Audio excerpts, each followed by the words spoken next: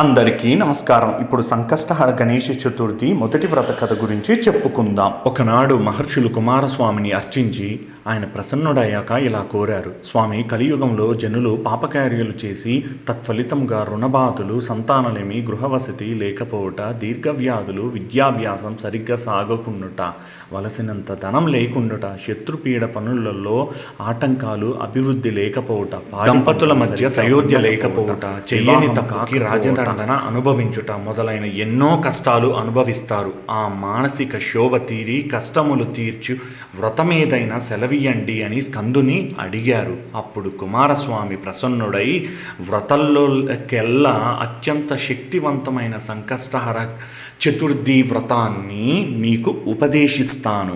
ఒకానొక కల్పంలో హిమవంతుని కుమార్తె అయిన పార్వతి శివుని పతిగా కోరి భక్తితో తపస్సు చేసి ఎంతకు ఫలితం అందక బాధపడుచు తన పూర్వపు అవతారాలలో తన యందు జన్మించిన హేరంబ గణపతిని స్మరించినప్పుడు ఆ గణపతి ప్రసన్నుడై తల్లికి ఉపదేశించిన వ్రతమది. ఆ వ్రతాన్ని ఆచరించి ఉమాదేవి పరమేశ్వరుణ్ణి పతిగా పొందినది. ఇప్పుడు ఆ వ్రత విధానం చెప్తాను, వినండి.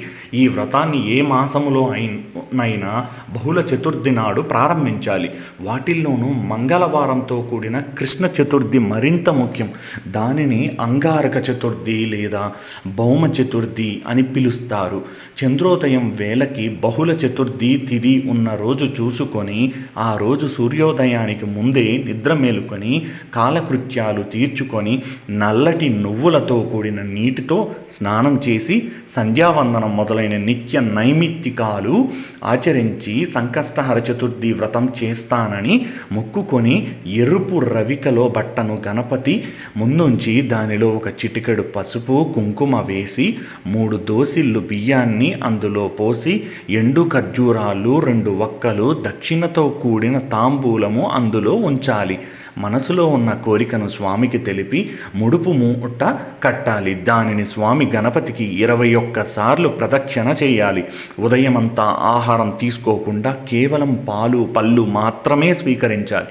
ఆ పూటంతా మౌనంగా ఉండాలి. మనసులో గణపతి నామస్మరణ చేస్తూ ఉండాలి.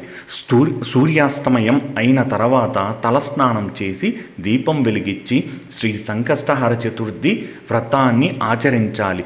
ముడుపు కట్టిన బియ్యం ఉపయోగిస్తూ తీపి పొంగలి, కుడుములు చేసి స్వామికి నివేదించాలి. వ్రతము అరిగ్యాలు అయిన పిదప అతిథులని గణేష స్వరూపంగా భావించి ప్రసాదం కానీ భోజనం కానీ పెట్టాలి. ఆ ముందు రోజు బ్రహ్మచర్యాన్ని పాటించి దైవ నామస్మరణతో లౌకిక విషయాల మీదకి మనసు పోకుండా చూసుకోవాలి. ఇలా ఈ వ్రతం చేస్తే కోరికలు శీఘ్రముగా నెరవేరుతాయి. 12 సార్లు చేసే ఈ వ్రతాన్ని వ్రత సిద్ధి కలుగుతుంది. మరునాడు గణపతి హోమం చెయ్యగలిగితే మరింత శ్రేష్టం. రెండో వ్రత కథ గురించి మరో వీడియోలో తెలుసుకుందాం. సర్వే జన సుఖినో భవంతు.